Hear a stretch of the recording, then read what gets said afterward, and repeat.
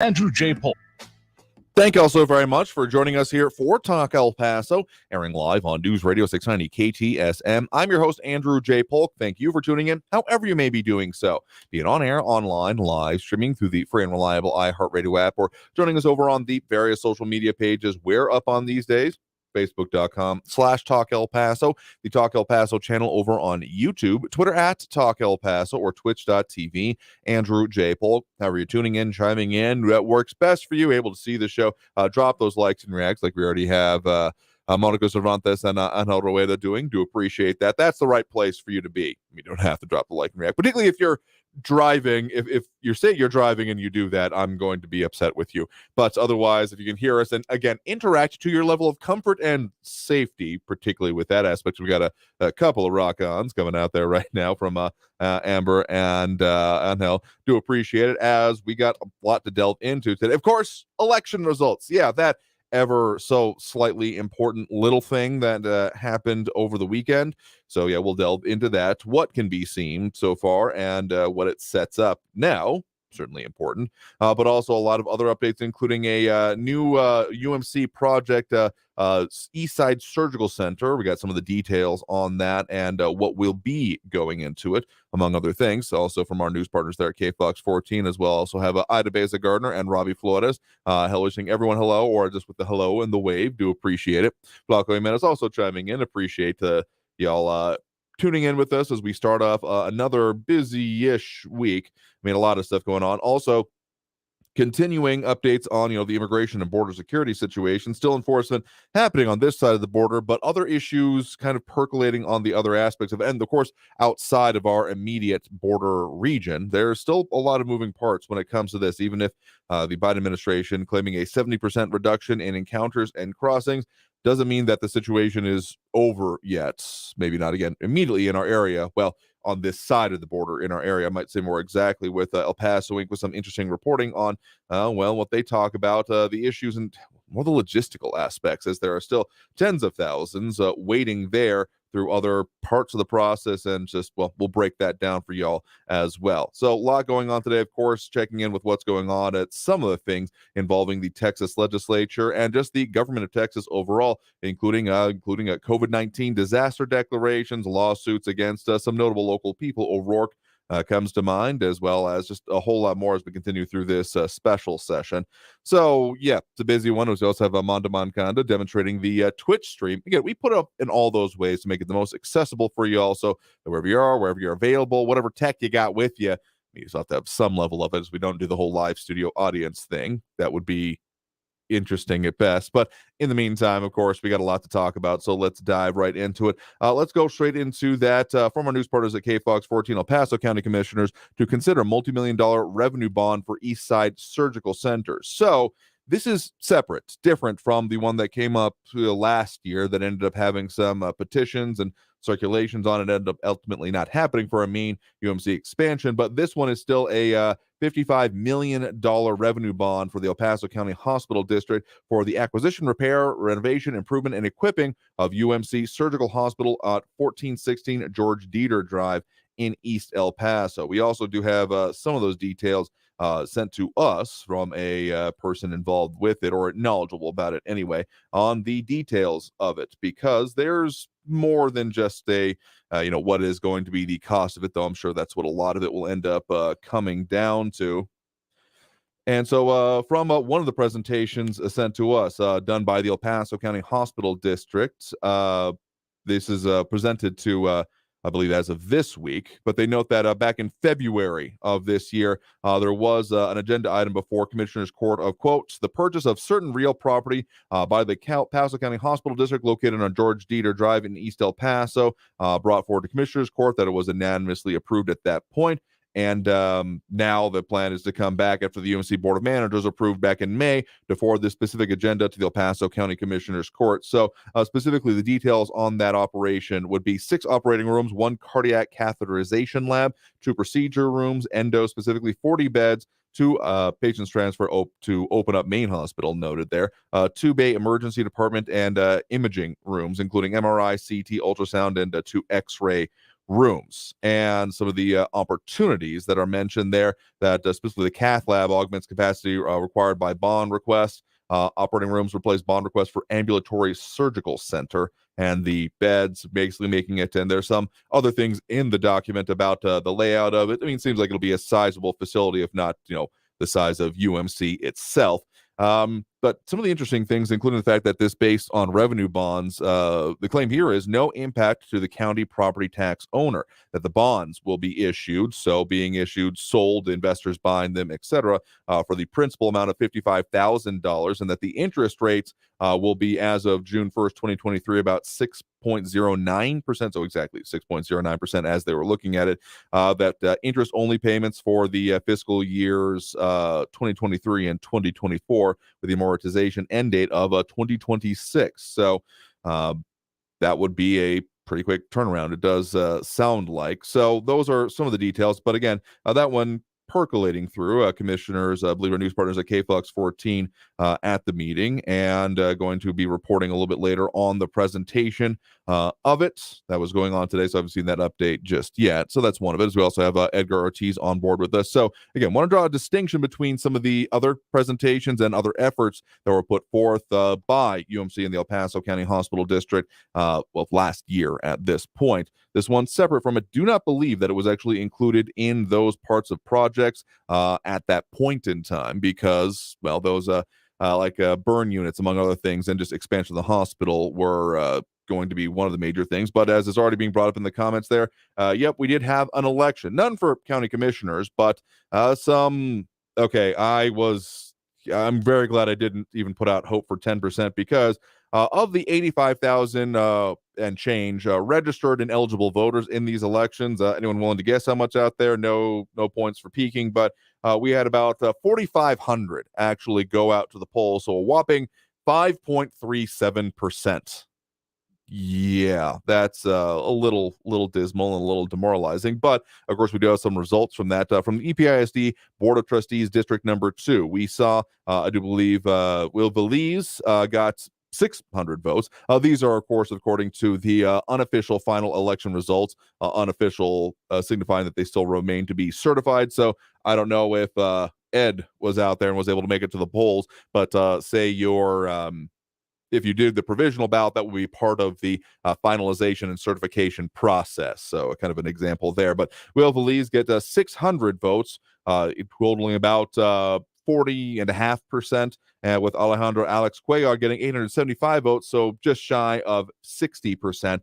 So of the total votes cast, about 1,400. Alejandro Alex Cuellar getting the win there. And then in EPISD District 6, the one that had the most votes cast, not quite half of the total amount of votes that were cast in this election entirety, we saw Valerie Ganelon Beals get 1,066 votes, or 51.5%, and Jacqueline Martinez with 997 get 48.3% of the votes. So that one ended up being a decently tight race. I mean, you look at it, it's about just under 70 votes was the difference in the numbers of it there. So, I mean, that could absolutely have been the listenership of this show on its own, at the very least, if people are actually listening out there and not just, tune in, turn on, drop out kind of mentality that you're taking on with it here, could have been the difference there, and very well have been.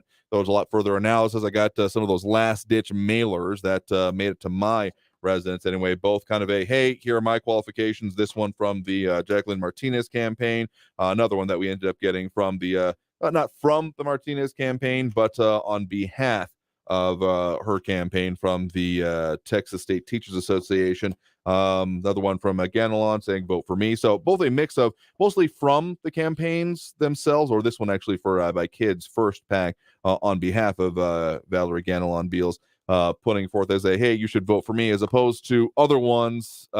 This one being one of the more interesting ones, I do have to say that, for those that are looking online, we can see it directly here, putting forth a financially irresponsible, full bold text at the top there, kind of stylized as, I guess, like the text you see on money, that kind of scroll work.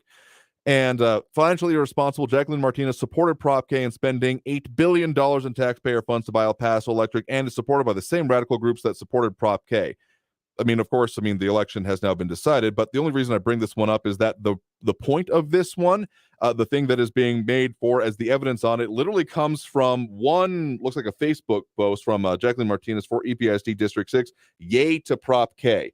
So, of course, people, as all the votes going on here, are, able to, and we're encouraged to make their own decision and make their own decisions. We do not make editorial endorsements, but I just kind of find this one funny, at least in the ironic way that all of this, everything being brought up here, all the conclusions, this one put forth by, again, the Kids First PAC was not based on the campaign, the issues of it, but just literally that one Facebook post, yay to Prop K, and then all of that flowed from it. So I'm not saying that this race got into serious mudslinging, but definitely got a lot closer than we had seen from other things. So, yeah, there's a lot of rhetoric that was going on this, but again, we do have those results. So congrats to those that are now going to be sworn into office here again from EPISD District 2. Alejandro Alex Cuellar getting the win there. And again, from District 6 EPISD, Valerie Ganelon Beal is the win there, but not to neglect the others. Some with some just very dismal turnout numbers. About 424 votes in total cast for the YISD District 6 board, with Debbie Torres falling against Chris Hernandez. Torres getting about 35% and change, and Chris Hernandez getting just shy of 65%.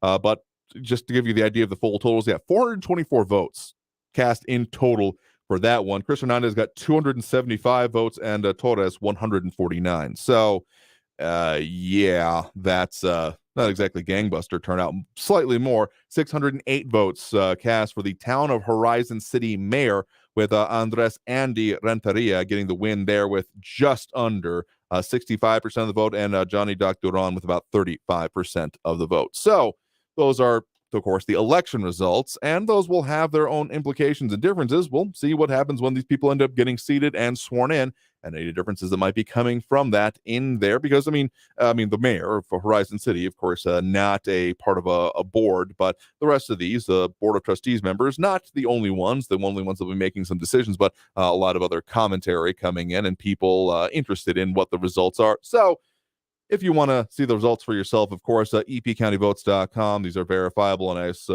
expect that we'll be seeing the results, the final results of this one, given the very small voter turnout. Again, just over 5% of the voter turnout, 5.37%, 4,574 people making out to the polls, myself as well. So, as we hadn't had as many people telling us they were going out and voting, for everyone that did vote, including myself here, thank you for doing so. Hopefully we'll get more people out in the near future for future ones, because, given as much as school boards have been a conversation, and education in general, would hope there's a little bit more. Again, a bit fewer of the availability of people to go out and vote on this one. Again, I do hope that Ed was able to make it out, but in any case, it's now in the books, and now we got to live with it. But there's a lot more going on, a lot of other issues affecting us here in the borderland, including the continuation of those immigration and border security issues. Still enforcement happening on this side of the border, but some interesting other reporting going on some of the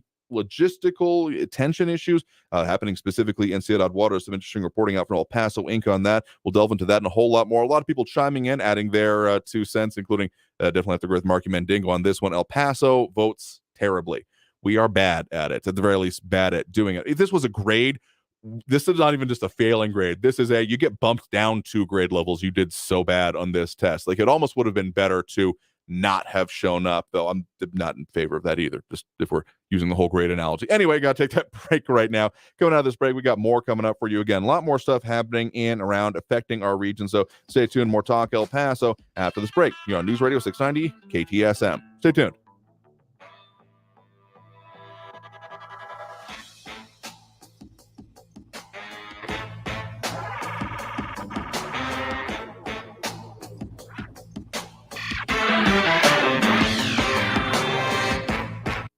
Traffic all day. News Radio 690. Watch for slowing for an accident reported on Edgemere at Rutherglen, or take an alternate route like Lockerbie Avenue. Also a crash on Montana at Hawkins Boulevard. There you could use Edgemere, Viscount, or Montwood to McRae instead and get around the accident that way on McRae. And no delays to report 10 East Schuster to the Spaghetti Bowl. That's your traffic.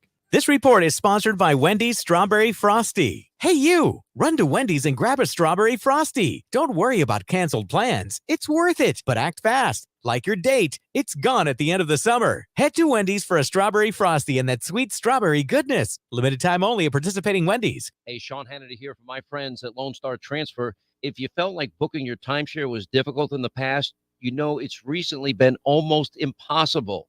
Now, most clients are shocked to learn that their timeshare is now available to the public, and that severely limits booking options. Many owners have also reached out, and they're upset that their yearly dues have nearly doubled during the maintenance fee season. Now, for well over a decade, our friends at Lone Star Transfer, a family-owned company, they have had the pleasure of helping thousands and thousands of people legally and permanently get out of their never-ending timeshare fees. Now, Lone Star Transfer guarantees the release of all liability to your timeshare in writing and in a specific time frame. Call my good friends for a free, no-obligation consultation. Write this down. Call today, 833-594-0075. 833-594-0075. They're online at LoneStarTransfer.com. In this week's Marketers Report, Raja Manar, Chief Marketing and Communications Officer of MasterCard, talks about measurement. Measuring sonic and sonic branding, the principles of measurement are the same, but the parameters that you measure are different. We measured, and what we find is our investment is paying for itself in oodles. As the #1 audio company, iHeartMedia gives marketers access to the audience's trust. If you're a marketer, go to iHeartResults.com. There are more identity threats than you realize. Even if you monitor your credit, only a little personal info needs to leak out, like your social security number or password. Are you going to become a victim? LifeLock alerts you to threats you could miss. If your identity is stolen, a dedicated U.S.-based restoration specialist will work to fix it. No one can prevent all identity theft or monitor all transactions, but everyone can save up to 25% off their first year with promo code NEWS. Go to lifelock.com. Why should you volunteer with Meals on Wheels? I never thought that 5 minutes could make so much difference in the lives of two people, but it has. Drop off a warm meal and get more than you expect. Volunteer at americaletsdolunch.org. Brought to you by Meals on Wheels America and the Ad Council. News Radio 690 KTSM. Live from the KTSM AM 690 studios, it's Talk El Paso with Andrew J. Polk. To be a part of the show, follow on Facebook at facebook.com/Talk El Paso. Now here's your host, Andrew J. Polk.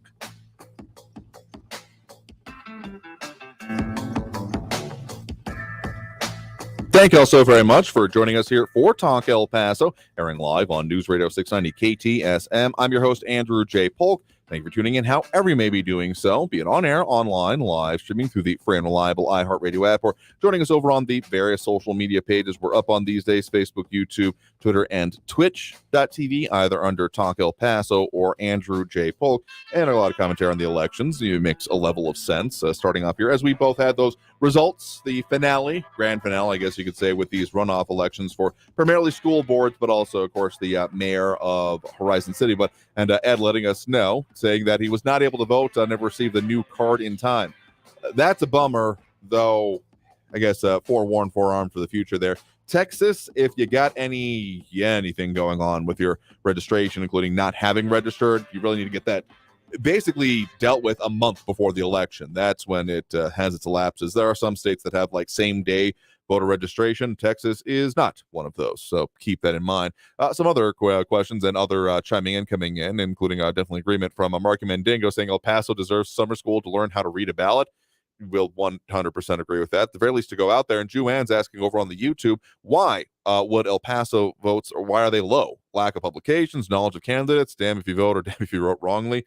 I mean, there are plenty of people who are going to debate the merit, the possibilities, the who you should vote for. This is one of the reasons that particularly, we ended up giving you the information and hearing from both candidates in this most voted in actual runoff election. There again for EPISD District number 6, but arguably maybe a little bit too little too late from us on that one, as we were only able to get to the other candidate, Jacqueline Martinez, right before Election Day. So, not the total way I would have liked to have done it, but logistics are what they are sometimes, and wrangling people is a fun endeavor. But also, I think this is my anecdotal / the sense I get of it type of thing, of a whole lot of people just not getting the importance of it, which I personally don't get. I mean, in a lot of history, it used to be thought of that it was a rich person's luxury to be able to ignore politics, because the average person understood that there was a lot of potential impacts on their lives, livelihood, tax rates, etc., and therefore they should care. But that seems to have not quite gotten there. And and Ed Clore saying they didn't matter, no ballot for me, anywho, which again, if you were in District 6 EPISD, that does not sit well with me. So if anyone else has got any issues at any point in the future, please let me know, because anyone that should be able to vote and not being able to just super doesn't sit right with me. And also Flaco Jimenez saying the people who don't vote are the same people who complain about low wages and lack of things to do. Both a farce, noted. Yeah, that's a it's just true. We have a lot of people saying, oh yeah, this was bad, this is awful, someone should do about it. And then again, if I could figure out a way to not have any prior documents submitted, that would absolutely be one of the requirements for calling into the show, unless we have the odd below the age of majority caller, which I wouldn't be unwilling to entertain. But if you live in El Paso and you're able to vote in El Paso and you aren't registered to vote or voting here, I'm just saying, if we had a way to actually verify that would absolutely be a requirement to talk on this. We also have Austin Redford joining in with us, talking about elections, among other things, because they'll have their own impact. Of course, all of these positions, except for the mayor of Horizon City, mayor of the town Horizon City, is the full name there, is going to be his own position. But of course, all the school boards going on to existing ones. So, we'll see we'll have to see what takes them and those first meetings getting sworn in, and what some of their major decisions are going to end up being. And of course, there are a lot of considerations for school boards, still some pending from the Texas legislature. Texas Governor Greg Abbott, among other things, touting some of his recent signatures, saying that specifically recently he has signed a few different ones in the recent days, saying that he has proudly signed laws to empower Texas parents and students, transform school curriculum, expand support for students with special needs, remove explicit books from school libraries, and let parents determine whether their child should repeat a grade, which is an interesting one. I'll have to look a little bit further into that one. But of course, there is more pending, depending on not even this special session, but future ones. And that's why we'll see if we're kind of on notice on what there's going to have to be dealt with by school boards and different, trustees on it. So that's one of the issues going on here. But at least one other that I want to get into, at least mention, though, we're right on top of that break here. There's a couple of things regarding border security and immigration, and some tensions still brewing, particularly on the Ciudad Juarez side of things. Again,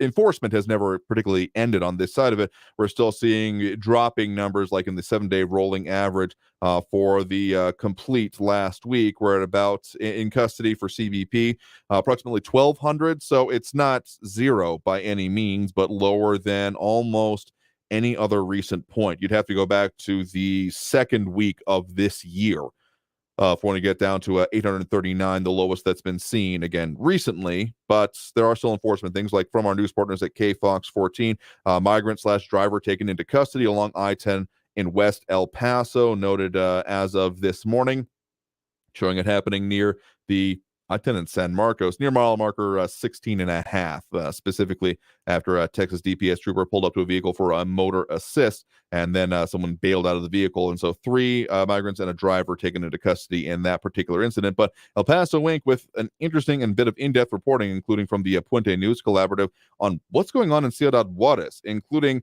some considerations about jobs, work, and support for it. So let's go ahead and take that break and get into that, because there's a whole lot more to get into than just the mention of here. So stay tuned. More Talk El Paso after this break here on News Radio 690 KTSM. Phone calls a little bit later, as we usually do. But in the meantime, whole lot more discussion and everything we do on Talk El Paso, delving into the things affecting us here in the borderland. So stay tuned after this break here on News Radio 690 KTSM. Stay tuned.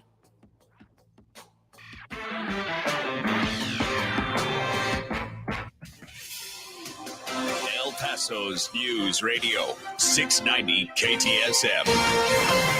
Hello, everyone. This is Robert Olguin with your KFOX 14 news update. A 17-year-old who was accused of firing a weapon at a party in East El Paso appeared for a bond hearing today. Dominique Vaquera was charged with discharging a firearm, unlawful carrying of a weapon, and obstruction and retaliation following the shooting on the 11,000 block of Campfire Lane on Saturday. Vaquera's attorney asked the judge to reduce his bond so he can attend summer school. Vaquera is in the 11th grade at the El Paso Academy East. Vaquera was given a personal recognizance bond for the unlawful carrying of a weapon charge. Prosecutors say the teen allegedly threatened to kill police officers after firing a gun at that party. A New Mexico man is facing criminal sexual contact of a minor charges. 36-year-old Joshua Ortega was arrested Saturday in Las Cruces. The alleged abuse of a minor took place in 2018, alleged by an 8-year-old. Las Cruces police investigated the case after the victim told a counselor at a hospital. Ortega is being held without bond. This has been your KFOX 14 news update.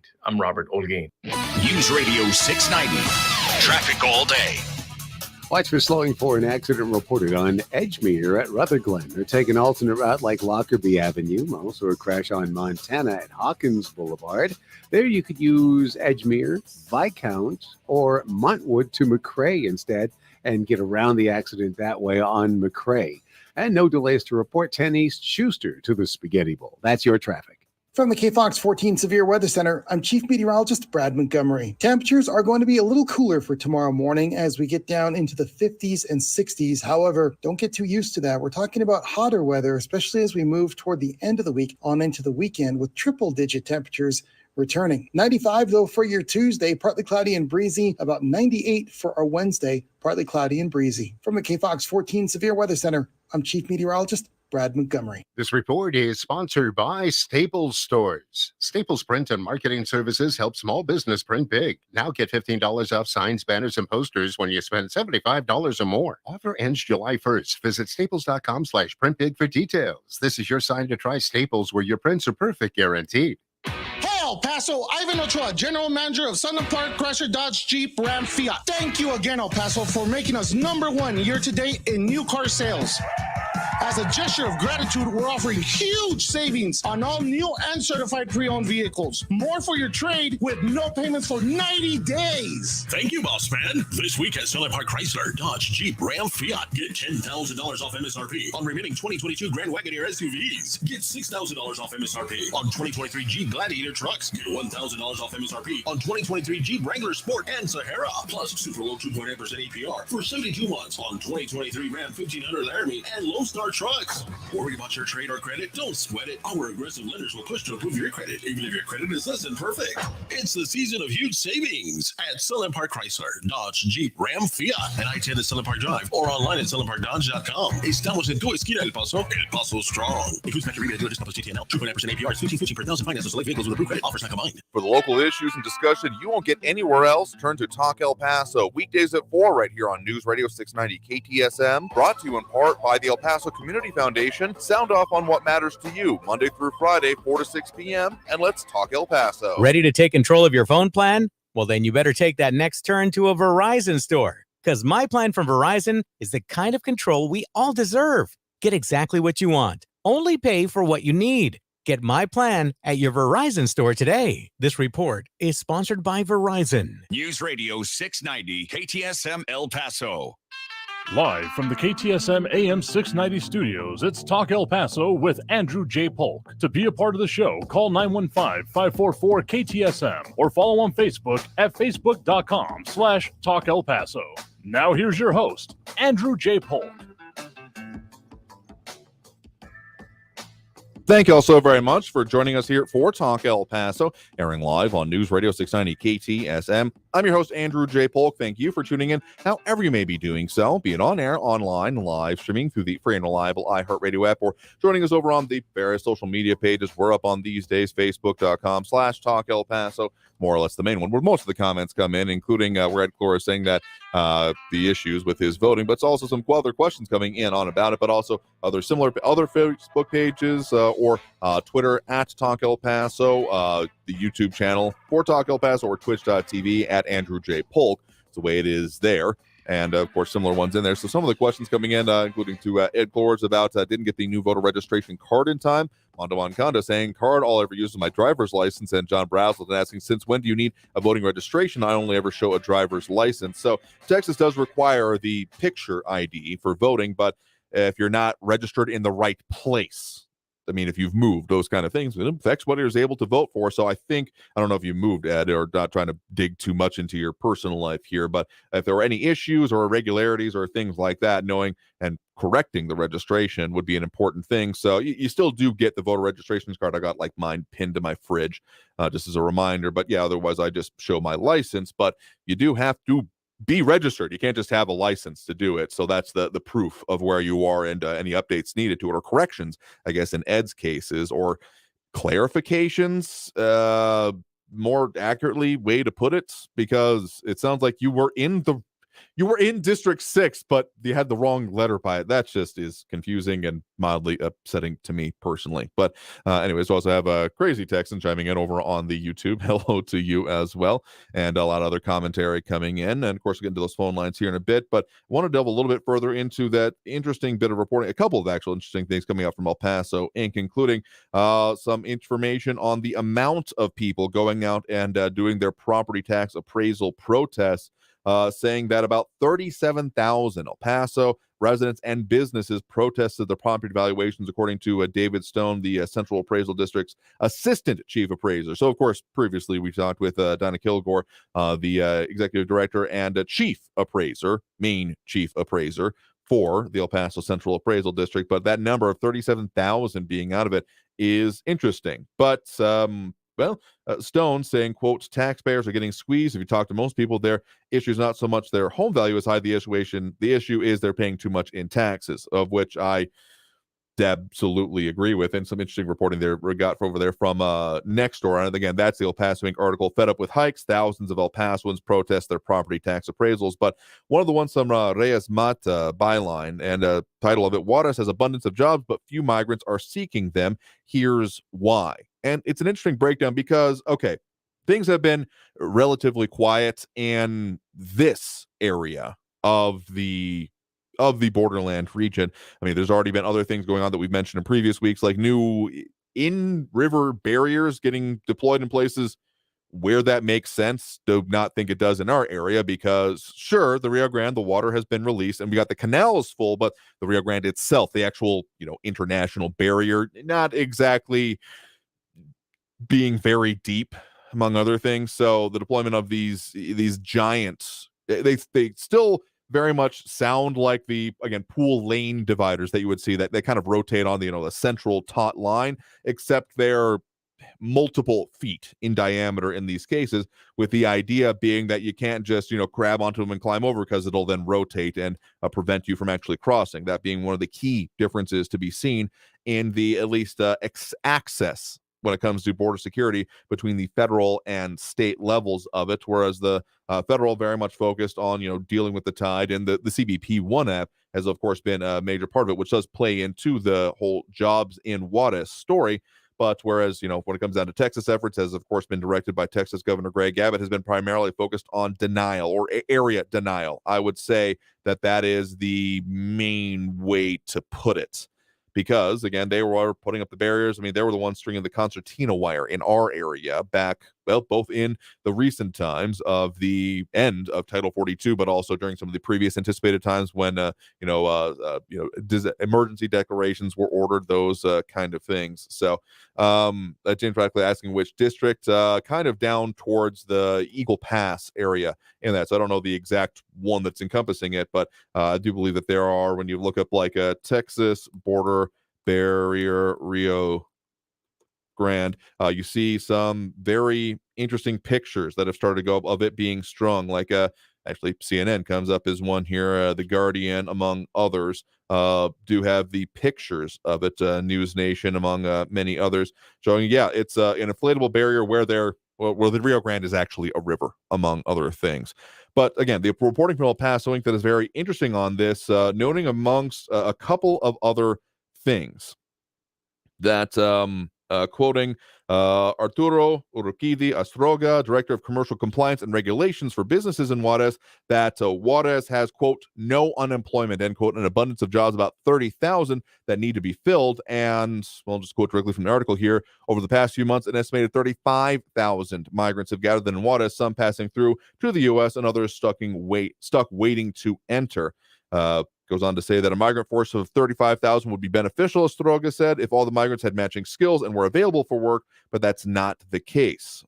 He's quoted as saying, many are awaiting calls from immigration officials, so they do not take jobs that might require them to turn off their cell phones as is required in many maquiladoras, he said, referring to the factories on the border. So that's a part of the situation, but so basically there is a dearth of employment. There are not enough people to fill the job. So even with this influx of arguably temporary population, given some of the things, including the focus on the CBP One app, there have been many that have been loath to not have access to their cell phones because that has been one of the major application methods that continues to, of course, be pushed by U.S. officials. So as much as things are quiet here, at least on this side of the border, quieter anyway, there's a lot more reporting. You can see the full article in this, again, most recent issue of El Paso Inc., including on the economic impact, one of the subsections titled Tensions in Juarez, and the issues and considerations that come along with it.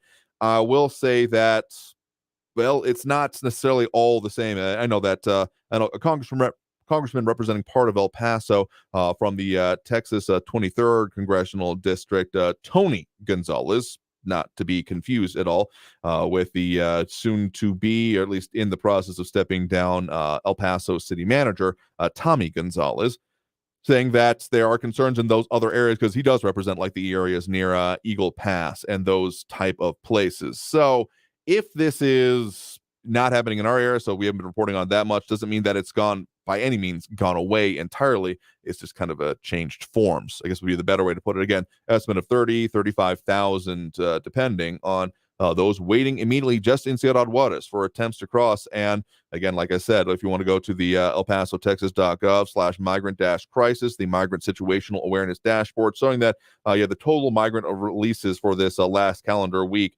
was 974, so just shy of 1,000, fair to say, with the encounters up slightly from in last week, about 547, up from about 412 in the previous week. Still much lower than some of those recent, again, high water marks that we were seeing, but doesn't mean that it's done by any stretch of the imagination. So let's go ahead and take that next break right now. And coming out of this break, we'll go ahead and open up those phone lines as we usually do at this point during the show. So if you want to get in the line, add your 2 cents on the things we are talking about here today. And of course, there's many more, including some concerns about noise ordinances and even recent violence at some of the nightlife areas in El Paso, including also fentanyl awareness, some efforts going on newly in the borderland as well. Whole lot more going on there from our news partners at KFOX 14. Well, let's take that break. And again, open up those phone lines, 915-544-5876, 915-544-KTSM.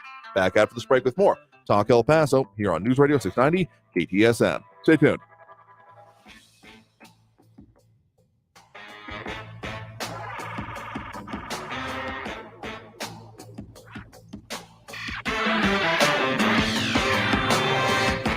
Hello, everyone. This is Robert Olguin with your KFOX 14 news update. A 17-year-old who was accused of firing a weapon at a party in East El Paso appeared for a bond hearing today. Dominique Vaquera was charged with discharging a firearm, unlawful carrying of a weapon, and obstruction and retaliation following the shooting on the 11,000 block of Campfire Lane on Saturday. Vaquera's attorney asked the judge to reduce his bond so he can attend summer school. Vaquera is in the 11th grade at the El Paso Academy East. Vaquera was given a personal recognizance bond for the unlawful carrying of a weapon charge. Prosecutors say the teen allegedly threatened to kill police officers after firing a gun at that party. A New Mexico man is facing criminal sexual contact of a minor charges. 36-year-old Joshua Ortega was arrested Saturday in Las Cruces. The alleged abuse of a minor took place in 2018, alleged by an 8-year-old. Las Cruces police investigated the case after the victim told a counselor at a hospital. Ortega is being held without bond. This has been your KFOX 14 news update.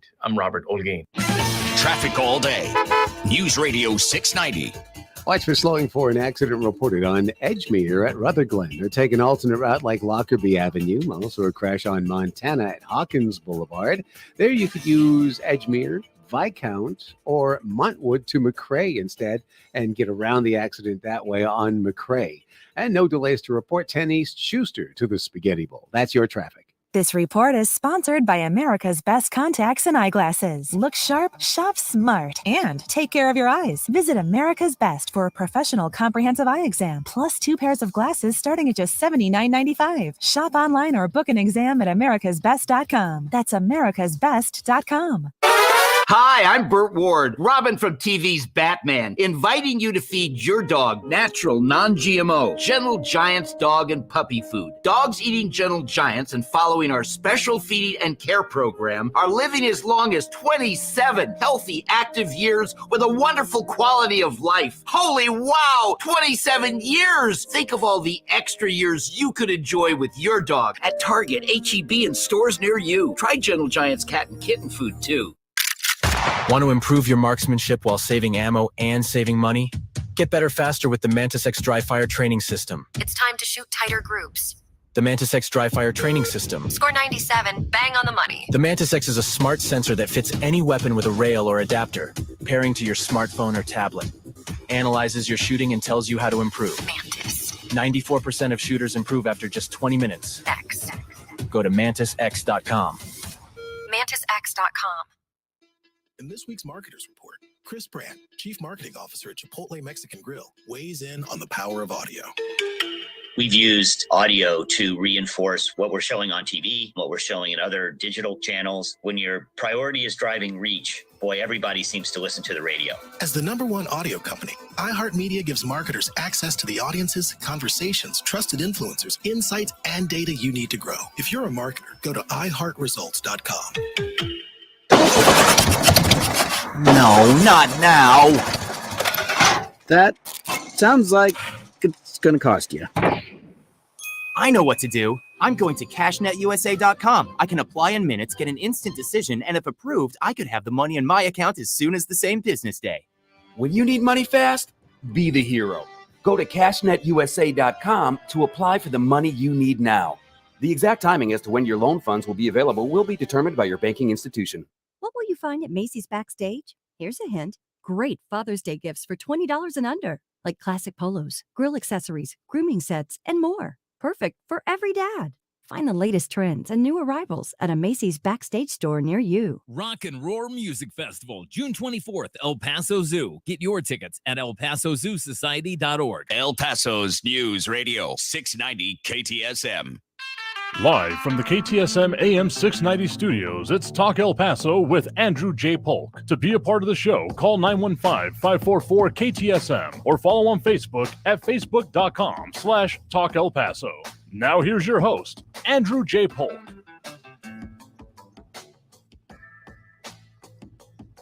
Thank you all so very much for joining us here for Talk El Paso, airing live on News Radio 690 KTSM. I'm your host, Andrew J. Polk. Thank you for tuning in, however you may be doing so, be it on air, online, live streaming through the free and reliable iHeartRadio app, or joining us over on the various social media pages, Facebook, YouTube, Twitter, and Twitch, either under Talk El Paso or Andrew J. Polk. A lot of stuff being brought up here, being discussed, commentary on there, including Ed Clorth, a little bit more of his voter saga, saying that showed ID and they issued no ballots and showed my voter registration card, and that's when the fight started. Rhetorically, I'm sure you mean there, as opposed to anyone throwing hands, because that's not a solution there. But Richard Janicek saying that the CAD, Central Appraisal District, needs to be a voting location. Wouldn't be opposed to it, though. I think maybe you're meaning more than need to be voted on, which is a different statutory issue. Currently isn't. I mean, it's an employee kind of thing and mandated by the state, so that's part of it. But I know there's a lot of focus on that, so we'll keep up with it. I got my own protest coming up a little bit later this month, I think around might be either that like the week of the 25th, give or take there. So gathering my information, looking for theirs too, because I definitely need that, but that's part of what's going on. Yeah, and I owned Grim saying some of the other things about a different issue. I think we'll means more on this one. But John Browston saying, among other things, saying if El Paso City Council has the political guts, they can simply rezone the Cincinnati Entertainment District as residential. That's an interesting concept, one that I'm not totally aware of that's on the table if anyone's like reasonably suggested that, but it's an interesting concept, one that would cause some serious upheaval to that area, because it kind of then meant the question is what is exactly involved in there, because I mean, sure, there's a bunch of bars, there's kind of that one corner right there at Cincinnati and Mesa, like even before really you hit Stanton, because you get much further up north there, that ends up being like restaurants and not exactly the same thing. But that's an interesting one. But let's go and get to those phone lines now, because we are taking those calls. That number to do so, of course, is 915-544-5876, 544-KTSM. We do have Raul in the Northeast in the line with us here right now. Raul, thanks for joining us. Hey, Andrew. Well, I celebrated Trump's indictment this weekend by taking my wife to Santa Fe for the first time in her life. And such a beautiful place, Santa Fe, New Mexico. And a lot of history. Went through their history museum. Man, I tell you what, it's really woke. They're really woke over there in New Mexico in their history museum, telling the whole story about how, the Indians were there. I got to see 1,000-year-old Pueblo home that I got to touch there in the Taos Pueblo. And but anyway, yeah, they tell the whole story about the Indians being there. They really celebrate their native culture now of the Indians in that Santa Fe region. And then also talk about how the Spaniards showed up and treated them really terribly for a long time, and the Mexican-American War, the whole thing, the whole story. Imagine that. It sounds pretty woke. I think that's the kind of stuff that the Texans would want to take out, especially when they rewrite the history of January 6th. That's going to be interesting. But in any case, as you probably know, Trump was hit with a 37-count indictment by the special counsel's office, and saying that he willfully retained documents containing the nation's most sensitive secrets, including nuclear programs, and that he was out there showing them to people, admitting that he knew that he shouldn't have them, and that he hadn't declassified them, and that they were still secret. And then he had one of his guys, one of his camp aides, moving boxes around. And then when the FBI asked him about it, he denied it. And then they ended up, subpoenaing the videotape of Maggot Loco, and they found the guy moving the boxes around, And God, it's just, I heard the indictment last night as I was driving back from Santa Fe to El Paso. I was able to find it online, and I heard the whole thing. It's very, very damning of Trump, saying that he exposed potential vulnerabilities of the United States to its enemies, and also included our plans for possible retaliation in response to a foreign attack. So this is the stuff that this guy thought he had a right to steal from Uncle Sam. I'm not going to disagree with you that this is not an important story. I mean, this is something that has been brought up. The 45, 49 page indictment, I forget which one exactly it is, but is been being analyzed and being read through. So working through it myself here, not as much as we focus on. You might be a little bit confused as to what end of the week we are on here, because this is definitely Monday, and this is not the free for all Friday part of it here. But I'll just say this, since you brought it up, that I mean, these are very serious charges that do deserve to be both fully adjudicated in court, as is the aspect of them. I mean, indictment means that this will now move forward to court proceedings, of which I'll be watching with great interest, because anyone that is accused of such things, regardless of their former provenance, position, political viability or not, I mean, these are, again, very serious things and deserve to be fully investigated, regardless of who they are. And I fully support that in this case. So do want see justice be done, whatever that ends up being. So let's appreciate the point in the call on the general aspects of it, even if we're again at the wrong end of the week on this part of it here. One other comment, so again, appreciate for what it's worth on the local history part of it. I mean, people knowing local and even regional history, like the Pueblo Revolt, of course, that was part of the reasons we ended up with the Tewa Indians down in this region, is a significant part of it. Literally has shaped the personal landscape of who exists in and around this area. So other comments coming in, including saying, Ion Grimm saying, on another issue, but definitely in El Paso, 17-year-old shoots up a party, threatens to kill police, and gets a PR bond to attend summer school. Disagreeing with that greatly. I believe that was part of what our news partners at KFOX 14 were just reporting on. If you want to see their full story, teen accused of firing weapons at El Paso party appears for bond hearing.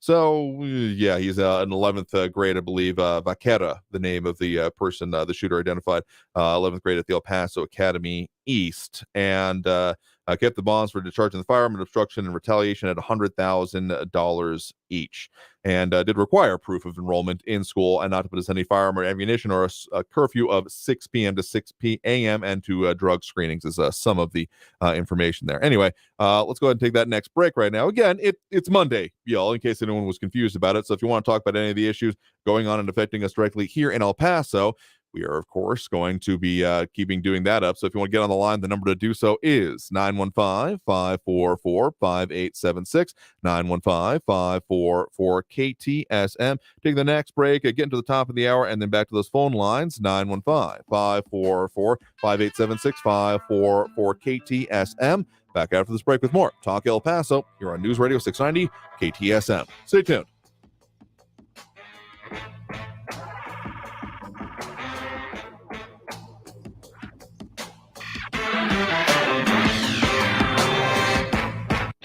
Traffic all day. News Radio 690. Watch for slowing for an accident reported on Edgemere at Rutherglen. They're taking an alternate route like Lockerbie Avenue. Also a crash on Montana at Hawkins Boulevard. There you could use Edgemere, Viscount, or Montwood to McRae instead and get around the accident that way on McRae. And no delays to report 10 East Schuster to the Spaghetti Bowl. That's your traffic. Texting privacy policy and terms and conditions posted at textplan.us. Texting enrolls for recurring automated text marketing messages. Message data rates may apply. Reply stop, opt out. My drinking had become a problem. Too many nights waking up at 3 a.m., sweating, head pounding, self-loathing, and anxiety hitting me hard. Thinking, how did I do this again? What's wrong with me? Why can't I stop? If you're finally ready to stop drinking completely or just want to drink less, naltrexone could help you. Naltrexone is an FDA-approved medication that reduces cravings and pleasure from drinking, making it easier to drink less or quit alcohol altogether. And you can see improvement almost immediately. Whether your challenges with alcohol are mild, moderate, or severe, or health makes it simple to get started with treatment. Just text PROMISE to 323232 to get a secure link to our private online assessment. One of our licensed medical professionals will evaluate your assessment, and if medication is right for you, prescribe it directly online. We'll deliver your prescription right to your front door. No doctor's office visits required. You really can stop drinking or just drink less. Text PROMISE to 323232 to get started today. Text the word PROMISE to 323232. Text PROMISE to 323232. This is the iHeartRadio Sports Report. The Denver Nuggets can win their first ever NBA title tonight, but the Miami Heat are hoping to keep this series alive and force a Game 6. Only one of 36 teams that have fallen behind 3-1 in the history of the finals has come back to win the trophy. That was the 2016 Cavaliers, led by LeBron James, who trailed Golden State 3-1 before running off 3 straight. Game 5 is tonight at 8:30 Eastern on ABC. And in the NFL, the Jacksonville Jaguars are planning to speak with the Daytona International Speedway about potentially using the racetrack as its temporary home stadium should planned renovations to TIAA Bank Field come to fruition. The Jaguars announced their proposal to renovate their home stadium last week, a project that would end up displacing them for at least 2 seasons. I'm Andy West with your iHeartRadio Sports Report. Need more? Open the free iHeartRadio app for the best sports stations in the country and the most sports podcasts with the biggest personalities in the game on demand. Kids dream big. Protect your child's dreams by keeping them healthy. If your son or daughter is age 11 or 12, the American Cancer Society recommends giving them the HPV vaccine to help prevent HPV cancers later. Learn more at cancer.org/dreambig. Teens in foster care will love you, even if you don't know the lingo. Dad bod, noun. The result of the occasional donut, always washed down with confidence. Brought to you by the U.S. Department of Health and Human Services, Adopt U.S. Kids, and the Ad Council. Visit News on the hour and the adoptuskids.org. half. Traffic and weather all day. News Radio 690 is KTSM AM El Paso, an iHeart radio station.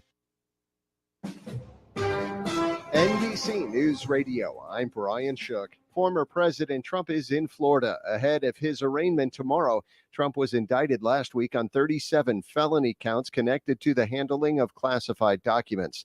The indictment against the former president alleges Trump stored classified information, including U.S. nuclear programs and defense and weapons capabilities at his Mar-a-Lago resort. The White House says President Biden wants to make sure his administration does not politicize the Department of Justice. He's restoring certainly the integrity of the Department of Justice, and that is something that's important to this president. Press Secretary Karine Jean-Pierre told reporters today Biden respects the agency's independence and the rule of law. One person is dead and 11 others are hospitalized after a tour boat capsized outside of Buffalo this morning. Natalie Migliori reports. Lockport Fire Chief Luca Quagliano says 29 people were on the flat-bottomed boat in Lockport Cave and believes it became unbalanced at one point. The boat did a 180-degree turn, so the bottom of the boat was upright in the water. Actually, a number of victims were on top of that boat initially when rescues got to them. At least 16 people had to be rescued, while the others managed to get out of the water by themselves. Those aboard the boat were locals. COO of Destination Niagara, Andrea Zopp. Every year, we host familiarization tours across Niagara County for free for all hospitality employees of Niagara County. I'm Natalie Migliori. A highway bridge on I-95 in Philadelphia will need to be torn down after a tanker truck fire caused it to collapse yesterday. The demolition process is expected to last 4 to 5 days, but repairs for one of the busiest stretches of highway in the Northeast could take months. A Utah mother who allegedly killed her husband and then wrote a children's book about grief will remain behind bars for now. You're listening to the latest from NBC News Radio. All of the victims injured in a mass shooting in Alabama have now been released from the hospital. 4 people were killed and more than 30 people were hurt when gunmen opened fire at a Sweet 16 birthday party in April in Dadeville, northeast of Montgomery. Senator Ted Cruz is on a mission to object to anyone the administration is offering up as a political appointee. Who are so unqualified that they could not have a prayer of getting even a single Republican vote. The Texas Republicans' plan has so far seen mixed results. Since the start of the year, 3 Biden nominees have been defeated in the Senate. But when it comes to federal judges, Senate Democrats have confirmed more than 100 nominees. That outpaces President Trump. Controversial 4-time Italian Prime Minister Silvio Berlusconi has died.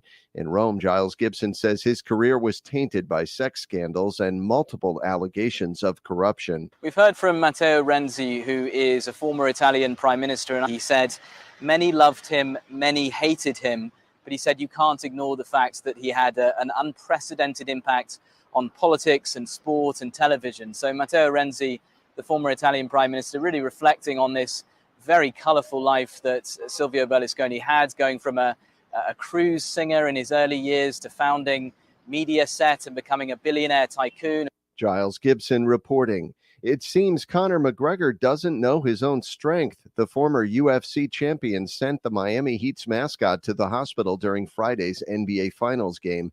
The incident began with a planned sketch where McGregor and the mascot exchanged some blows in a fake fight on court. McGregor's punches were so strong, however, that he accidentally injured the man inside the mascot costume. He was treated at the hospital for minor injuries. Brian Shook, NBC News Radio. Now, your chance at a trip to our 2023 iHeartRadio Music Festival. Text the nationwide keyword WIN to 200-200. You'll get a confirmation text and info. Standard data and message rates apply in this nationwide contest. That's WIN to 200-200. This report is sponsored by Lowe's. Lowe's is partnering with HDTV for the second season of Build It Forward, giving back to the communities they serve. Inspired by Lowe's Hometowns program, hosts Tania Nayaka and Shane Duffy are traveling to surprise community heroes with life-changing renovations. Watch Build It Forward all new Saturdays at 6, 5 Central. A catalytic converter is an important component of your car's exhaust system. They can cost several $1,000s to replace. Cats can be removed in under a minute and have a high scrap value. Keep your vehicle safe from cat burglars. Park in well-lit areas. Install a protective device. Have your VIN number etched onto your catalytic converter. It's a total catastrophe. If your catalytic converter is stolen, lock it down. Learn more at lockitdowntx.com. Brought to you by the Insurance Council of Texas and the Motor Vehicle Crime Prevention Authority. Only iHeartRadio gives you access to all of your favorite radio stations. Rover's Morning Glory. It's The Woody Show. It's Elliot in the morning. All of the once-in-a-lifetime events. iHeartRadio Music Festival. All of the best free curated playlists. It's everything that rocks. All of the great podcasts for every interest. This is Freddie Prinze Jr. from the Wrestling with Freddie podcast. All of the mind-blowing contests. $20,000. Awesome. All of your favorite superstars. This is Dave Grohl from the Foo Fighters. Best of all, it doesn't cost a thing. Download the absolutely free iHeartRadio app now. Being aware of the world around you is important. When it comes to news, yes, I am. So we're feeding your need to know 24/7 at the top and bottom of the hour. I like to know what's going on in my locality, abroad. Events of the world. Fairly so. Yeah, I'm pretty connected. Or down the street. For the most part, I know what's going on. You know, I need to be aware and what to look out for, and I'm real cautious, so yeah, I need to have that. It's what we do. News Radio 690 KTSM. News Radio 690 KTSM. Live from the KTSM AM 690 studios, it's Talk El Paso with Andrew J. Polk. To be a part of the show, call 915-544-KTSM or follow on Facebook at facebook.com/Talk El Paso. Now here's your host, Andrew J. Polk. Thank you all so very much for joining us here for Talk El Paso, airing live on News Radio 690 KTSM. I'm your host, Andrew J. Polk. Thank you for tuning in, however you may be doing so, be it on air, online, live streaming through the free and reliable iHeartRadio app, or joining us over on the various social media pages we're up on these days, facebook.com/Talk El Paso, the Talk El Paso channel over on YouTube, Twitter at Talk El Paso, or twitch.tv, Andrew J. Polk, and of course, Talk El Paso, brought to you in part by Sunland Park, Chrysler, Dodge, Jeep, Ram, Fiat.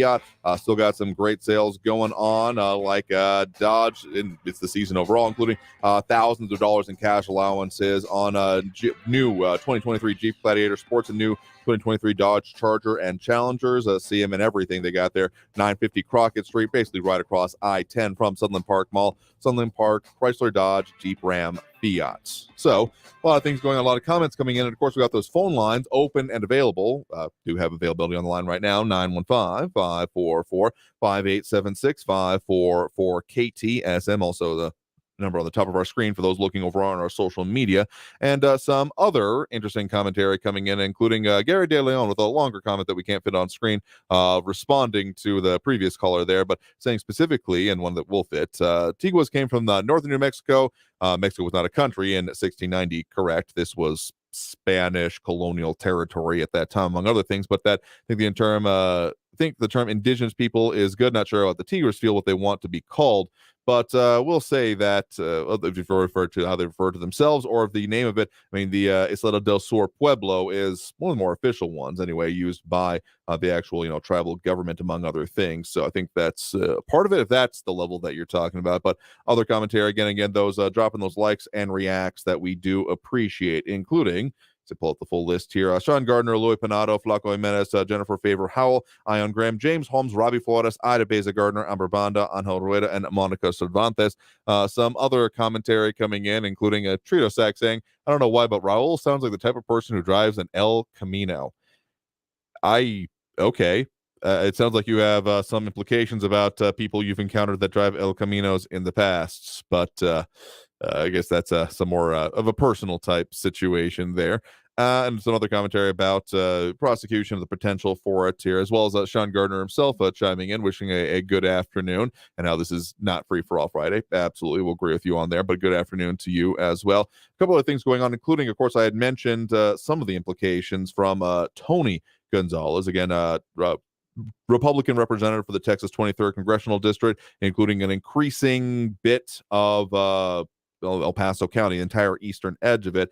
And so a couple of things that he has put forth on this, actually, including in some of his recent updates as of over this weekend, calling it, using the phrasing, Biden's border crisis, saying what's occurring at the border is far from normal. Media keeps saying the migrant influx post-Title 42 is not that bad, quote unquote, saying that he was Friday on the ground in Del Rio and Eagle Pass, some of those areas we're talking about, saying specifically our Border Patrol agents are working around the clock to safeguard the border and deal with the ongoing crisis post-Title 42. Since Title 42 was lifted, there have been over 86 36,000 encounters with undocumented migrants in the U.S. this fiscal year alone. Border Patrol has encountered 98 people on the terrorist watch list. Basically disagreeing with the administration on there being success. I think, again, some of the numbers that the Biden administration has put out have been about like a 70% decrease in the amount of crossings since the end of Title 42. But him specifically, including an interview he did with Spectrum News on this, that has led him to be expected to introduce as of today, actually, the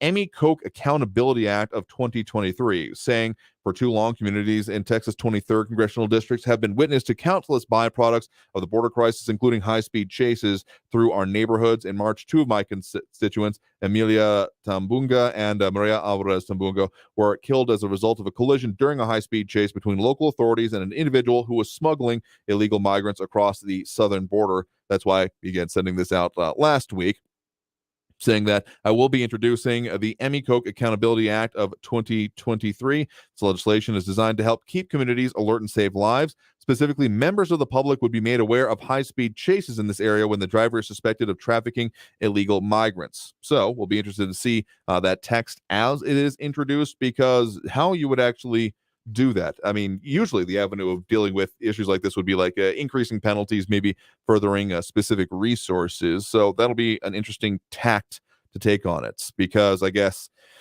trying to warn someone ahead of the time, I mean, you start thinking about warning systems and the issues that even come with those. Like even things like the tsunami warning system takes a massive amount of infrastructure, and even then alerts come in the order of minutes. And so as a high-speed chase situation is unfolding, made me wonder if that would be possible, or if this is going to be more focused on the idea of it being if you just more information about if there were any, I guess maybe looking for patterns to emerge or that kind of thing. So again, that's Tony Gonzalez, the Republican representative for the Texas 23rd congressional district. And some other commentary coming in, including Robert Gable on the whole voting situation, saying El Paso equals apathetic equals coming out to voting has always been so low. Going back to, again, we do have those, of course, voter results from, you can see it for yourself, epcountyvotes.com. Across the eligible areas, of which we had, 4. I guess some overlap when you talk about the town of Horizon City, but 4,500 people and change, which ends up being 5.37% of all voters going out there, is a not great turnout or result. And I think just shows that there's some disconnect that needs to be addressed. Robert Gable actually says, going on to say that a lack of marketing from those who want or don't want certain things or act past or not by ignorant and reliably apathetic voters/citizens. I mean, there's been some implications, some putting forth ideas that even in recent items they're trying to get past. I mean, not exactly in the dead of night, but kind of going under the radar. Don't think some of the implications that happened for those ended up actually bearing out, as we did see at least double digits in the actual election, not the runoff one that we're in right now. A question coming in, did we mention the results of YISD District number 6? We did indeed. That's the one where we saw Debbie Torres and Chris Hernandez, with Torres getting 149 votes to Chris Hernandez's 275 votes. So Hernandez about 65, just shy of 65%, and Torres about 35. So, mentioned all the results on there, and even including the town of Horizon City mayor. So in case anyone's just tuning in with us, the results were that we saw Alejandro Alex Cuellar taking the win for EPISD Board of Trustees District number 2 with just shy of about 59% of the vote. And in District 6, the Valerie Ganelon Beals with about it was a decently tight race, got a little bit wider over the course of the results coming in over the night, was a span of about 60 votes initially and became just under 70 as of the final unofficial results, being about 51.5% there. And then in YISD, as I just mentioned, Chris Hernandez taking about just under 65% of the vote. And in town of Horizon City mayor, it was Andres Andy Renteria with just under 65% of the vote there in his case as well. And again, all the results available and able to be seen over on epcountyvotes.com. Just click on the unofficial final election results that are up and available to see there specifically. So, got to take that first break of this hour right now. Again, you're tuned in for Talk El Paso, taking a lot of comments here today, but if you want to get on those phone lines, that number to do so, open and available right now. That number is 915-544-5876, 915-544-KTSM. Back after this break with more Talk El Paso here on News Radio 690 KTSM. Stay tuned.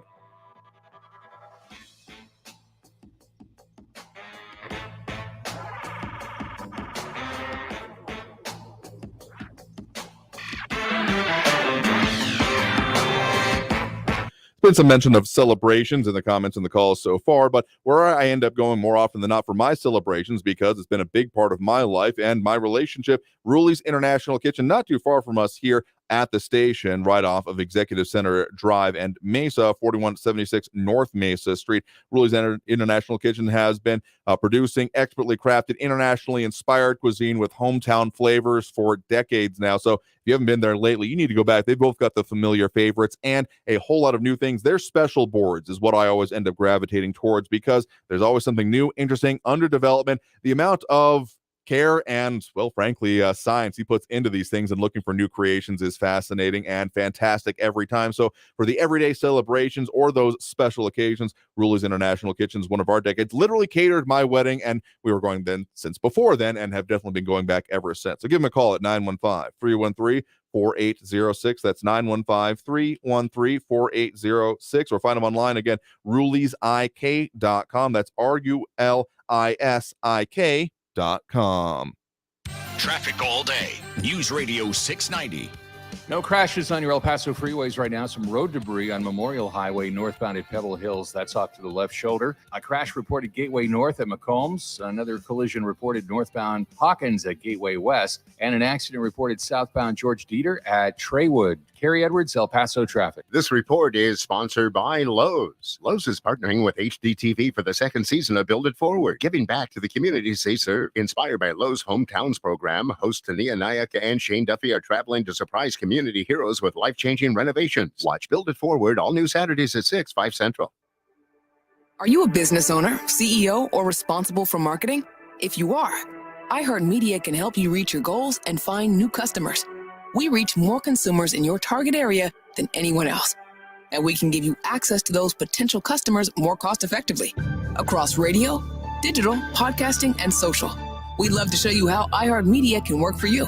From your cell, dial pound 250 and say keyword great results. That's pound 250 and say great results. The El Paso Community Foundation supports the causes you feel passionate about here in the borderland, whether it's education, social services, arts and culture, the environment, health, or economic development. The El Paso Community Foundation has been promoting philanthropy and progress in our hometown region for more than 45 years. Make your mark with us. Start a fund today for good, for El Paso, forever. Learn more at epcf.org. That's epcf.org.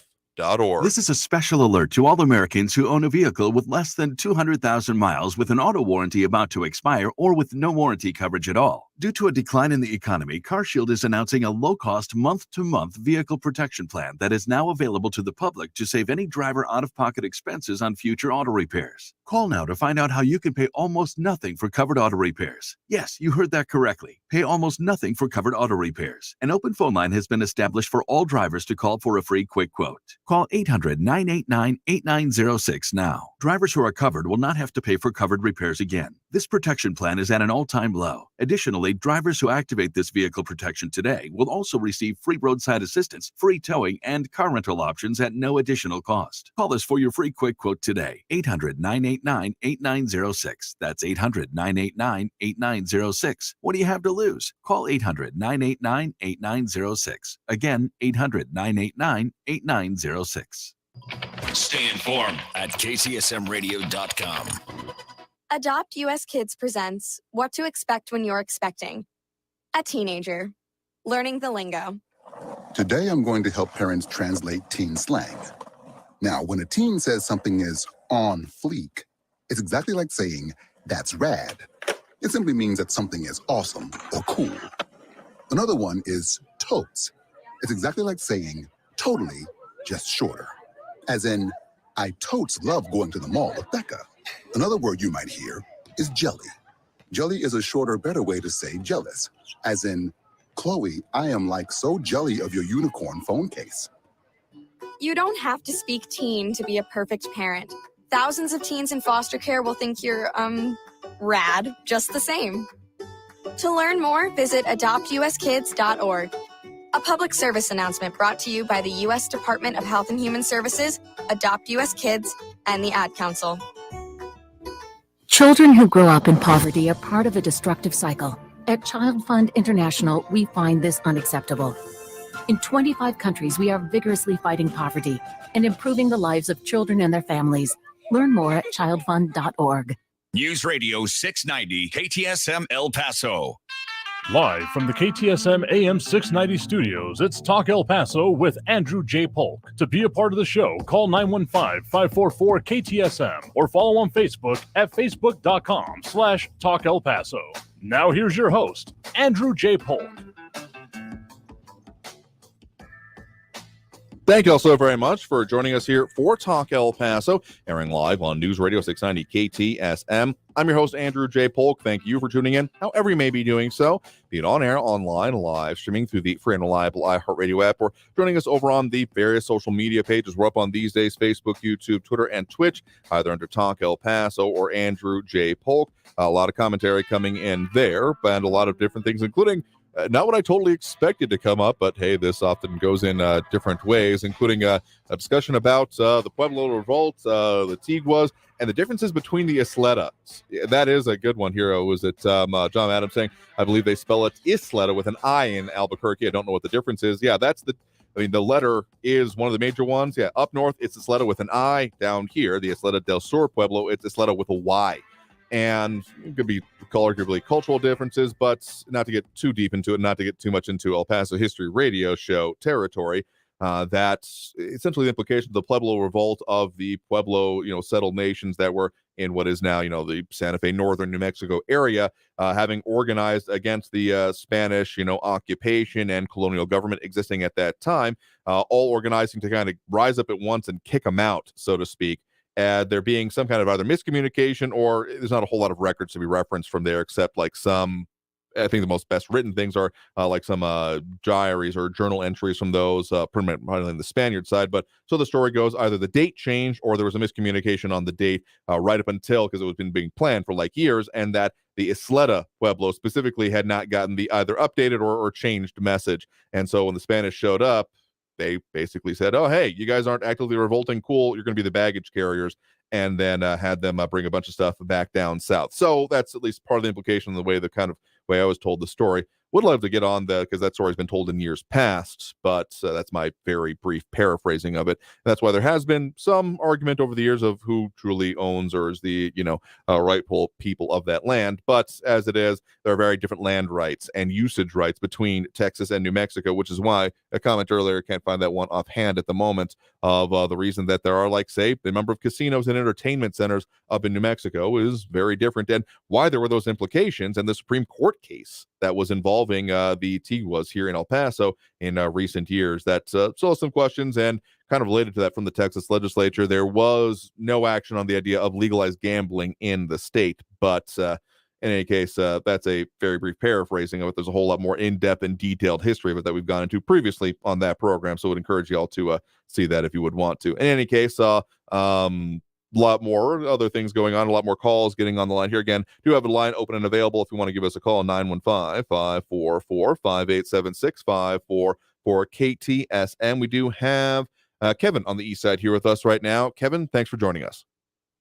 Yeah, hello, Andrew. Thank you very much. I just want to give a word of thank you to, I believe it's Eric, who called up during the recent elections, and he kept giving the credentials of the person that he was supporting against someone else.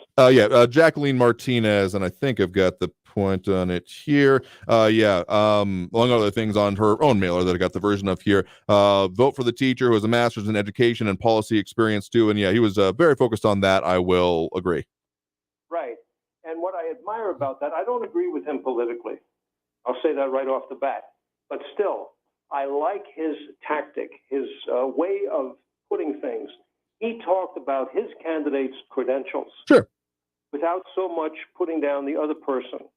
And I like that because some callers are very much anti-Trump, and that's fine with me. They can have any opinion they want to have. But when that's all I hear from certain people, then, okay, I understand that. I understand you hate Trump, MAGA Republicans, and all this kind of stuff. Tell me, what is your candidate? Tell me what is your position on things. And then I can listen to you. Otherwise, it's just all negativity against the guy who's running. And I don't like that. But Eric did not do that. And I really admire him for that. Just want to give a shout out to him and say thank you very much. Well, that's fair enough. I mean, that's one of the ways that we have, at least in the back of our mind, when we conduct these interviews, because sure, it might people say, hey, so-and-so said this about you. How do you respond? And get, straight into the kerfuffles and, the back and forth here. But I want to know what is the reason you're running? What is the things that you plan to do? Because, I mean, yeah, the drama, so to speak, may drive eyeballs and, listeners and interest, but they're actually, someone is going to actually end up getting into that office and having to do something, or at least conceptually have to do something. And so that's the part I'm always most interested in. And part of the reason, again, we do the interviews the way that we do, even if I get accused of, might as well ask them what their favorite color is, because we're not trying to, I don't play the gotcha game. Let's just put it that way. Well, I agree with that, Andrew, and I appreciate it. And I don't, as I say, agree with Eric on just about 99% of the things that he says. But in this case, he did put forth the candidate's credentials, the candidate he believes in, and he did a good job. I must say thank you to him. And that's all I got. Yeah, fair enough here. Well, thanks for the point in the call. Do appreciate it. Okay, thanks, Andrew. Bye. I mean, yeah, because of talking about why you want to vote for someone, I'll just say politically, both in this local area and across the country, it is often more persuasive. And there's also an argument to be made that became the major part of most of the advertisements, including the ones, with the comparison, the Prop K vote. Where was the other one here? The radical MAGA agenda. Those were part of the mailers that were going out. So the drama, the back and forth, the why does so-and-so suck basically ends up becoming some of the implications, as opposed to, why does someone good? Why should you vote for them? What will they end up doing? I mean, there's a whole lot more that can be focused on that, but it ends up not being okay, but why is the person you like good? There's an argument also to be made that is one of the more persuasive threads that's been happening in modern national politics, because unfortunately, it does seem like saying, why does this person suck and why should we stop them, as opposed to, and therefore you should vote for this person, or this person is good on their own merits, et cetera, just has not been as much focused on. I mean, there's a lot of implications that come from it, but I'm not a fan of it. I'm not in favor of it. And that's one of the reasons we do the things we do on this show, because saying, okay, well, what is good? And again, the issues, we have to focus on the issues. And this is one of the reasons why, because if all you're saying is that, oh man, this person is so bad, therefore you should vote for the other person, it's missing the question of, okay, but why is the other person good? Just subsuming that, well, the other person is bad, therefore you have to vote for the other person. Absolutely not here. And some other questions coming in, including about UHF tower climbers from Eric von Holstein-Rathlow. Got a little bit of that video, didn't watch all of it, but it's an interesting part because I actually haven't been up to our main towers because that's a precarious climb. I've got to do that one of these days and see a bit of it. And others agreeing and disagreeing with our previous caller, including the idea of there being merit or not in commentary. Again, I will always appreciate someone saying this is why a certain person is good or not. But if you're not actually analyzing the issues, there's a whole lot of ways that it can just be non-focused on it. And again, if someone is just saying, hey, I want to only do good things and none of the bad things, if they don't have a plan for how that's going to be achieved, I find that unpersuasive overall. A couple other comments coming in, including well, I will just note here that in the midst of that call, Eric over on the social media said Kevin never contributes anything of substance, and then went notably quiet. But then other commentary coming in, including from who we have here. Think it was, no, not that one. Oh, Ion Graham saying that Eric put down the other candidate by repeating her lack of educational credits and the fact that she was only a mother. And I mean, there's a aspect of it that can be I mean, you can talk however you want about a candidate or however you think that their qualifications are. But if it comes down to there's no legitimate way to support the person I don't like at all, that's just that's not how this works. Let's put it that way. Anyway, let's go ahead and take that next break right now. We do got more calls on line that we'll continue to get to. And if you want to get on the line, again, open and available now, 915-544-5876, 915-544-KTSM. Back after this break with more Talk El Paso here on News Radio 690 KTSM. Stay tuned.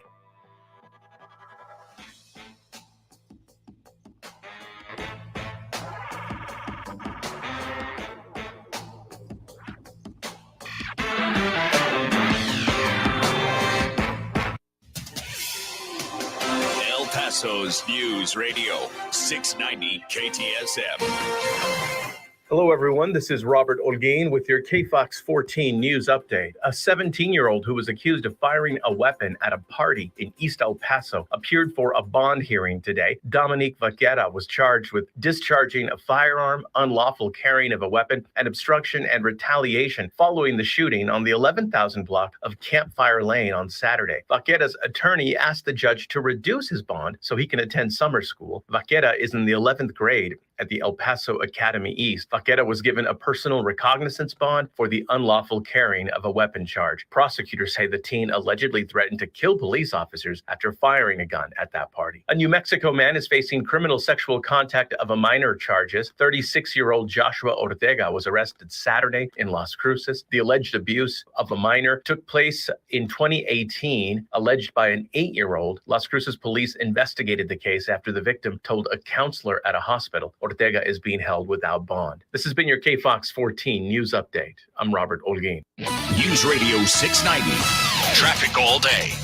Just one crash to report right now. It's on Gateway West at Hawkins. An accident's off on the right shoulder, causing some minor delays back to the Hunter Viscount exit. An accident reported Gateway North at McCombs, slowing traffic. In the lower valley, it's a stalled truck that's blocking the right lane northbound on the loop at the 10. Montana Avenue slowing down eastbound from Yarborough out to Zaragoza. It's a 10-minute delay. Carrie Edwards, El Paso traffic. From the KFOX 14 Severe Weather Center, I'm Chief Meteorologist Brad Montgomery. Temperatures are going to be a little cooler for tomorrow morning as we get down into the 50s and 60s. However, don't get too used to that. We're talking about hotter weather, especially as we move toward the end of the week on into the weekend with triple-digit temperatures returning. 95, though, for your Tuesday, partly cloudy and breezy. About 98 for our Wednesday, partly cloudy and breezy. From the KFOX 14 Severe Weather Center, I'm Chief Meteorologist Brad Montgomery. This report is sponsored by Progressive Insurance. Progressive Commercial Insurance can protect your small business with over 30 coverage options, an easy-to-use mobile app, personalized discounts, and more.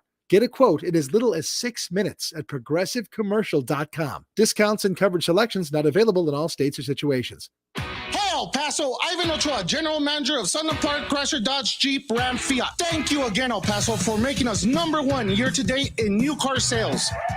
As a gesture of gratitude, we're offering huge savings on all new and certified pre-owned vehicles. More for your trade with no payments for 90 days. Thank you, boss man. This week at Sunland Park Chrysler, Dodge, Jeep, Ram, Fiat. Get $10,000 off MSRP on remaining 2022 Grand Wagoneer SUVs. Get $6,000 off MSRP on 2023 Jeep Gladiator trucks. Get $1,000 off MSRP on 2023 Jeep Wrangler Sport and Sahara. Plus super low 2.8% APR for 72 months on 2023 Ram 1500 Laramie and Lone Star trucks.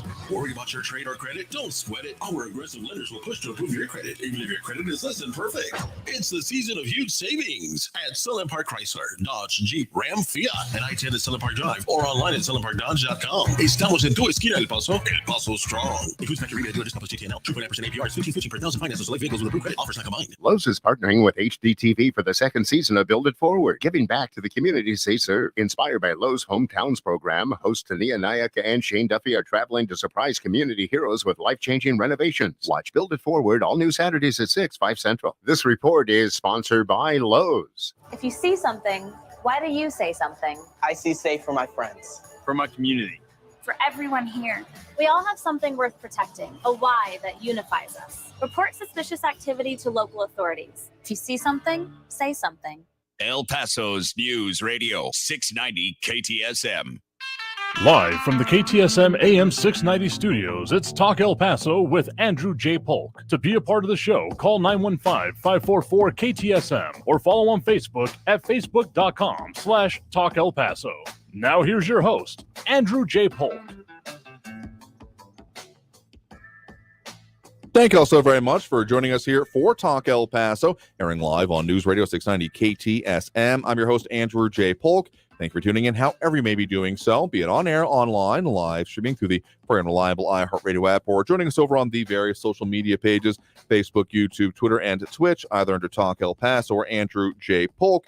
A lot of commentary, a lot of different things going on, but still taking those phone calls. Last bit of this hour anyway, 915-544-5876, 544-KTSM. Just as a note, if you're on the line, stay there and wait till we can greet you and get you on. We've had some patience issues recently, but we'll get you on. We'll get to as many of the calls as we can each and every day, with more of a focus on Friday. So again, 915-544-5876, 544-KTSM. Some other commentary and items coming up here, including the idea of motherhood being heard. No disagreement with that. Sean Gardner, and a discussion about our tower sites coming up here.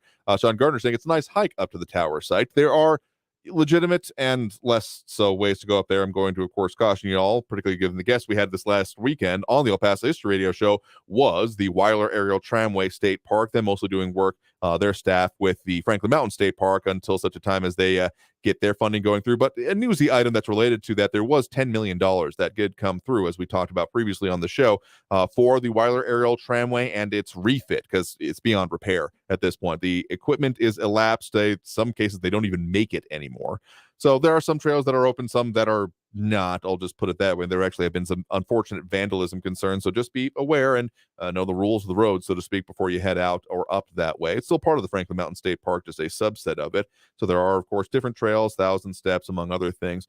But them being able to actually do the refit, there is some of the plans as a newsy-ish item that maybe we'll break out that interview for later this week. That part of it about what will be happening with the Weiler Aerial Tramway. With that, $10 million from this most recent legislature, with the budget having now been passed for the biennium, the next couple of years, it does mean that there is going to be a ability to move forward to, or at least that phase one, which involves primarily the base station, doing some of the road work, dealing with the parking lot, making so that it'll actually have like a bus roundabout, among other things. So that'll be easier to get to, and more of that. And then, frankly, when it comes to the tramway itself, they're looking at basically building a new one, because again, lifetimes have elapsed. The equipment is in some cases not even manufactured anymore. So it was like custom built that they were having to do just for the replacement parts. So they might build a whole new one, which might involve shifting it a bit. But anyway, maybe we'll bring that interview to y'all a little bit, and some other commentary, including about the history show. And I have to agree with James Radcliffe. The history show wouldn't have existed without Leon Metz. As a brief history of the history show, which sounds a little bit tautological, I'll admit, that you've got the Leon Metz show is how it started back in like the 90s. A little bit hard to pin down the exact date of it, because some of those records don't exist anymore. But then it became the El Paso History Radio Show upon his retirement. And now I host that Saturdays, 10 to noon, here on News Radio 690 KTSM. So let's go ahead and got another call on the line here. We do have Ben on the east side here with us right now. Ben, thanks for joining us. Hey, Andrew. Hey there. What's on your mind? Reading, in 2021, Texas passed an anti-ESG investing bill. Mm-hmm. And today they did another good thing. The Texas legislature, the lawmakers, passed a bill to stop insurers from considering ESG criteria in setting insurance rates. Yes, and Texas Tribune has an article on that out 6 hours ago, so today for sure. Lawmakers passed a bill to stop insurers from considering ESG criteria in setting rates. And then a subtitle on that one, so-called environmental, social, and governance policies are often adopted by companies to reduce their carbon footprints. The new Texas bill aims at stopping insurers doing business in Texas from using ESG criteria, but doesn't include penalties for violation, is their subnote there. Yeah, and investors and shareholders have called on insurance companies throughout the country to stop insuring new oil and gas projects altogether.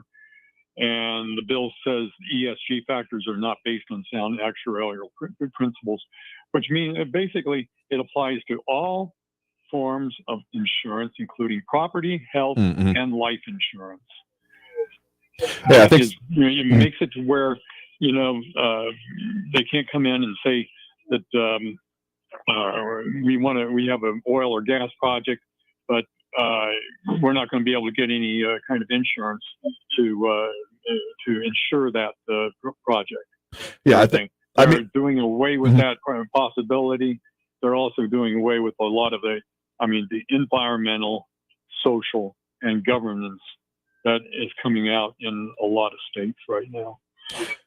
I think most of the implications were, like you said, for like oil and gas projects, of which is very much a big focus within the state of Texas. I mean, there's been a whole subset of laws, it could be argued, that are towards removing impediments towards that. So I'm not surprised this one ended up passing. I mean, there could be implications for, say, even residential or other types of businesses, but I think that's the primary concern, the way it came down. So there was another one, I want to say it was like 11 something, I don't have it right in front of me, but that was brought up actually back in the debate over not Title 42, but Prop K, actually. Proposition K. About there being one that would have implications for essentially local rules that would impact things of, say, the fossil fuel industries. And so I think that one is still, I do believe that one passed, if I'm not mistaken, even if some of the questions about it is going to kind of rely upon implementation and seeing what form that actually takes.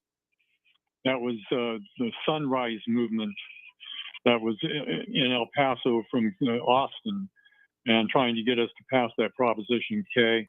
And the advocates were for divestment of fossil fuel investments. That's what they wanted. And so this is going to be a part to an effort to curtail the Biden administration's war on the American energy sector. Kudos for the Texas legislature today.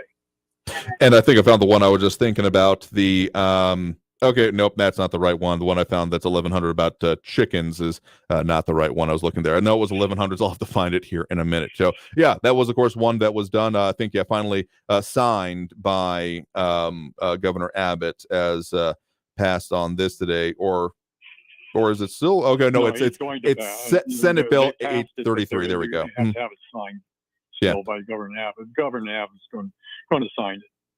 Yeah, so I would have no doubt that it'll make it to his desk and he will end up signing it here, as this has been maybe not one of his emergency items, but certainly a push that he has been very, very interested in.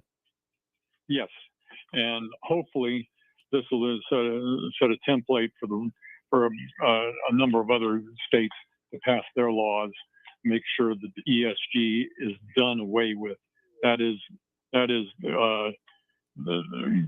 basically the World Economic Forum's means to destroy our country. So yeah, and again, fully in support of Abbott, saying that he has said previously that he has actually touted this bill as is noted by the Texas Tribune here, as an effort to curtail the Biden administration's, quote, war on the American energy sector. So yeah, his support on this is not at all in question. This is the anti World Economic Forum, and good for us. Thank you very much. Stay well, stay safe. God bless. And I'm sure that our legislatures probably voted against it. But if anybody that did, call them and tell them thank you. Yep, fair enough. I'll have to see if we can see the votes on that one here. But all right, well, thanks for the point in the call. You have a good one there. Let's go, Brandon. All right, have a good evening there as well. So with that, getting closer to taking that last break of this hour. But, I mean, some of the things going on, of course, the Texas legislature still going through. So this one coming out of the Senate specifically, they're the ones still in operation, even if there has been some, maybe not gauntlet throwing anymore, but there has been more of the, stakes raising when it comes to some of those emergency items for this legislative session, this special legislative session, I will say. When it comes to, again, the overall budgets, school safety, those kind of things is absolutely part of it, but also, of course, border security, one of the main ones. And then going further than some of the House versions that were already passed is interesting. And so we'll see what comes out of this. But again, as a further note, this is not the only legislative session that is likely to happen during this year because, well, the fact that he called it number one, Governor Greg Abbott, that is, called this special session number one. You don't call something number one if you're not expecting to have more of them. And also he said there are going to be more. And until we address all of those emergency items, which again, if you all follow him on Twitter, as I would recommend, if you want to stay abreast of this, to know what he is considering and the actions likely to take us. When it comes to special sessions, Governor is entirely in the driver's seat, and he can call basically as much as they want, unless you look at basically a revolt coming from the legislature, which there's an argument to be made that this most recent one, the House saying, all right, we passed what we need to, and we're done. It could be said that those were, that was okay, we don't really want to play ball, but we have to. Though, I mean, there is a following along with it, and the fact that the governor ended up in basically endorsing their tax plan specifically. I mean, again, there's a lot of implications from it, but the only thing I'd be willing to say for certain is that we're not done with the legislature here in Texas this year yet. So let's go ahead and take that next break right now. Coming out of this break, we'll tell you what we got coming up for you on the show and some of the plans we have for you this week and some of the notes for upcoming weeks. So stay tuned. More on Talk El Paso after this break here on News Radio 690 KTSM. Don't go anywhere.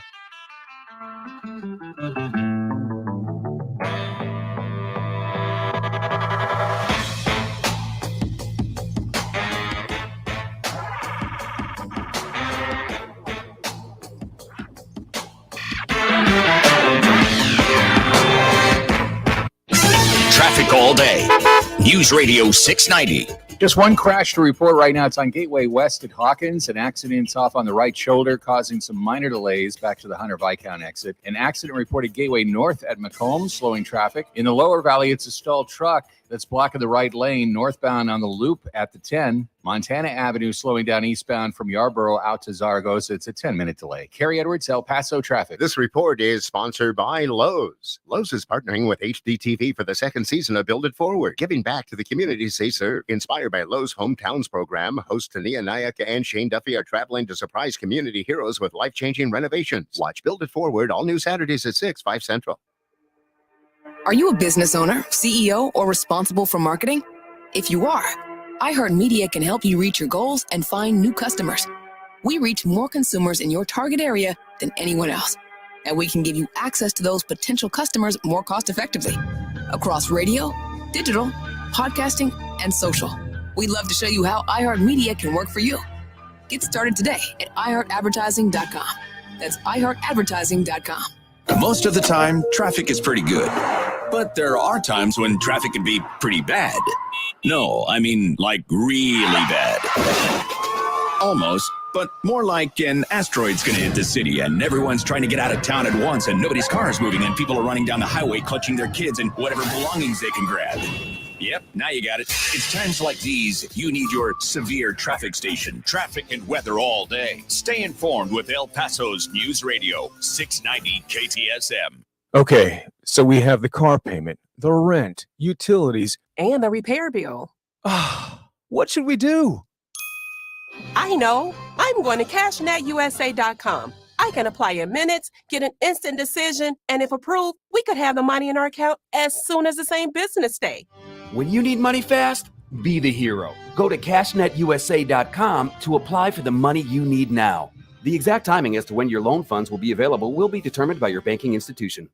News on the hour and a half. Traffic and weather all day. I don't watch television, so I get all my news from you. News Radio 690 KTSM.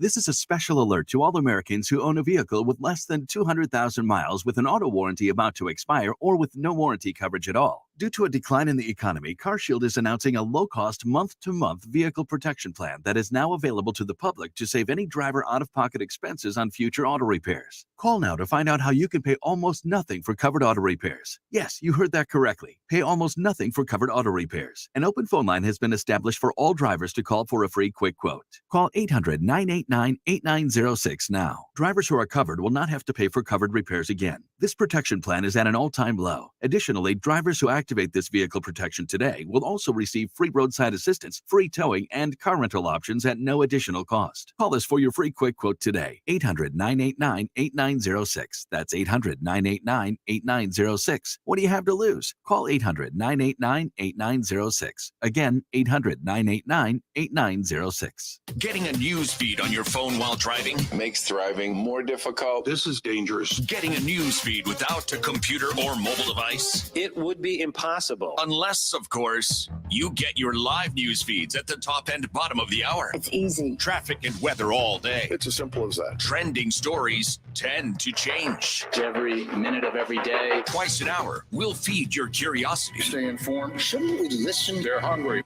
News Radio 690 KTSM. Did you know that only 2 in 10 El Paso County students graduate with a bachelor's degree? By supporting Border Youth Athletic Association's mission of educational attainment, you will create a long-lasting impact in our students' lives. Your monthly donation enables 4th through 12th grade students access to after-school programs, providing a safe and healthy environment. BYAA engages and empowers El Paso's future through mentorship and leadership development. We believe every player who gets an education wins. Do you? Go to borderyouth.org and show your support for our youth today. The following is made possible by Dad. Why was the basketball court all wet? Because the players kept dribbling all over it. The dad joke. Corny, groan-worthy, but also one of the simplest ways to share a moment with your kids. Why do you have to be careful when it's raining cats and dogs? Because you might step in a poodle. And kids that spend more time with their dads grow up to be smarter, more successful. Can I tell you a cat joke? Just kidding. And, with any luck, funnier adults. Why didn't the skeleton go to the dance? Because he didn't have any body to go with. Dad jokes rule. So take a moment to make a moment and give your kid a laugh. It's as easy as going to fatherhood.gov. Brought to you by the U.S. Department of Health and Human Services and the Ad Council. That's really funny. Rosetta Stone, where language is learned. RosettaStone.com. Freedom of speech lives here. To me, freedom of speech is being able to say anything you want. El Paso's News Radio 690 KTSM. Where language is learned. RosettaStone.com. That is the call of a ring-tailed lemur resonating through the wildlands of Madagascar. And that familiar sound is in Kenya. These animals speak different languages, but they both have the same story to tell. Their species are in trouble. Their habitats are being altered at a rapid rate, and damaged habitat means less food and less places to live. While we have reintroduced more than 40 endangered species, we cannot return them to a home that does not exist. Rescuing an animal is only half the battle. So please join San Diego Zoo Global Wildlife Conservancy in our efforts to preserve and conserve the native habitats of our endangered species and ensure that the wild places are filled with the wild calls of their inhabitants for generations to come. Join us now at endextinction.org. News Radio 690 KTSM. Live from the KTSM AM 690 studios, it's Talk El Paso with Andrew J. Polk. To be a part of the show, follow on Facebook at facebook.com/Talk El Paso. Now here's your host, Andrew J. Polk.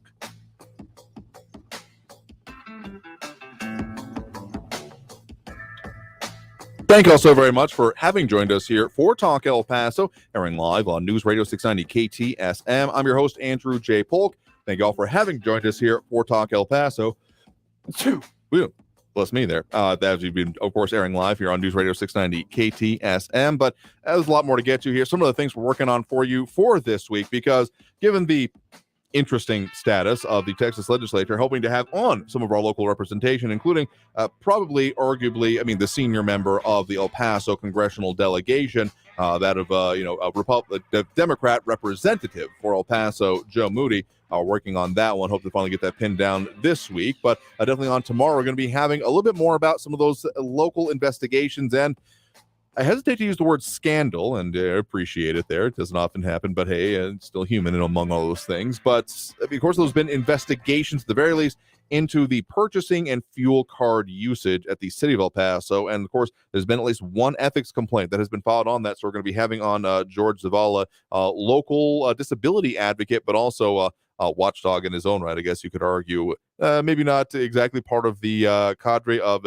ankle biters, as I refer to them affectionately, but, well, we'll be talking with him about why he filed that and any of the updates that have, well, of course, come along with this. Because back when he filed his, watched the live stream immediately after him doing that a couple of Fridays ago, that was just based on the fuel card usage, and there's been a lot more that's come out about the actual purchasing cars and the amounts, a lot more being spent on that because, well, there's not, you can't just use it as the pump, so to speak. So there's a lot more that we'll be getting into you there for this week. So we're absolutely going to be talking further about this and further about some of the other issues going on in our region. And of course, the implications that come along with everything with the elections, because I mean, the school boards now being set in their own rights, what comes with them now, and of course, some of these other races that we weren't able to speak as much about, including for the EPISD District 2 and the YISD District 6 as well. Some interesting questions we had there, of course, with the ones that came on during the regular election as well. So there's still plenty of aftermath. And now that the election is over and governance gets, I mean, they got to get sworn in and all that good stuff, but the government gets closer to reality. What are going to be some of their priorities and how are they actually going to tackle this? Because, I mean, one of the arguable reasons that we ask the questions that we do during the election is not even just as a, well, we just want to, get on all the candidates and don't want anyone to say, no, I don't want to answer your questions. I mean, there is an aspect of that, but also too, like, there's an accountability factor that goes along with it. If they said something during the election and are not willing to follow along with it during their actual time in office, well, I would hope people have their own ideas and implications of what that means as they make their decisions for any future elected offices. So that's going to about do it for us here for today. We've had a lot of comments coming in, so everyone that did choose to do so and did choose to participate in the program in any of those ways, including Marky Mendingo, Stephen Christopher, Sean Gardner, Louis Pinato, Flaco Jimenez, Jennifer Favor, Howell, Ion Graham, James Holmes, Robbie Flores, Ida Beta Gardner, Amber Banda, Angel Rueda, and Monica Cervantes. Appreciate all that. Got a lot more coming up for you this week, even if we are looking at a little bit more some of those time out of the office coming up next week, but we got more details on that. I'll leave it there for today because we are out of time here for this program. Again, do want to thank everyone that did tune in, call and comment, participate in the show. If you really wanted to talk about the things that affect us here in the borderland and really, again, affect the way that we live our lives here, that's the place to do so. And we'll do that as we continue to do every Monday through Friday, 4 to 6 p.m. So until then, until next time, I want you all to stay safe out there, look twice for motorcycles when out on the road, and have a great evening, y'all. We'll see you tomorrow.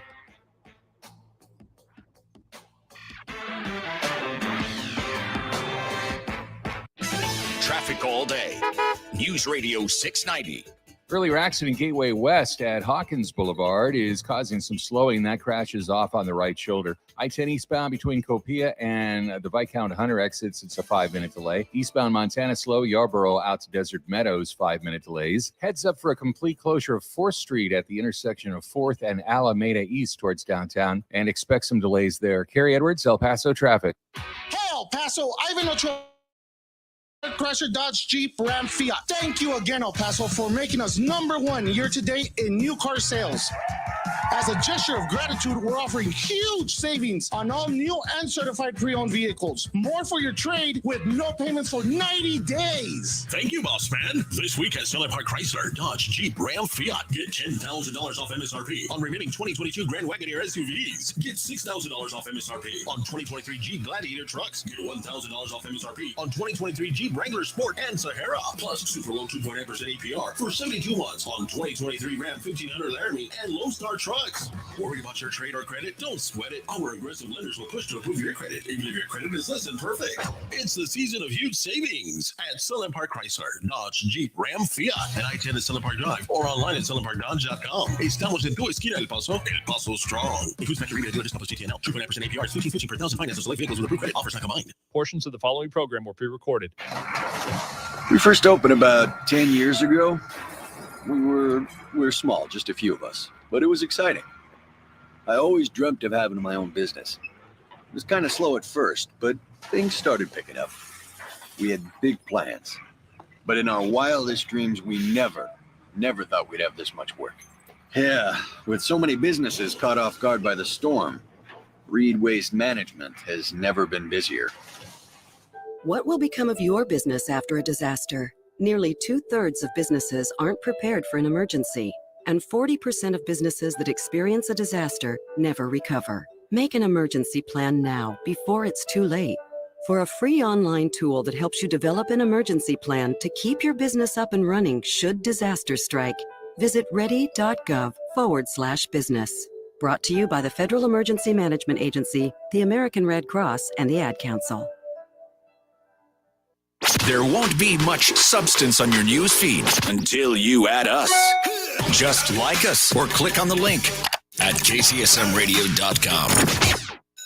What does the sound of a school bell bring to mind? Homeroom? Lunchtime? The day's end? Or the end of school entirely, as in kids dropping out?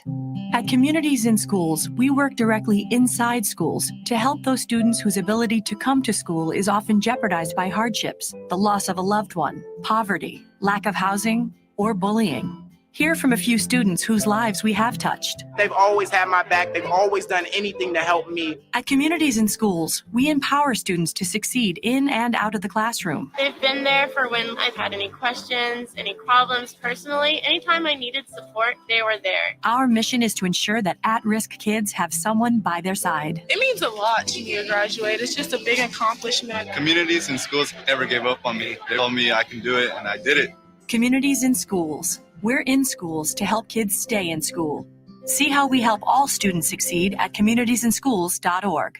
News on the hour and a half. Traffic and weather all day. News Radio 690 is KTSM AM El Paso, an iHeart radio station. NBC News Radio. I'm Brian Shook, former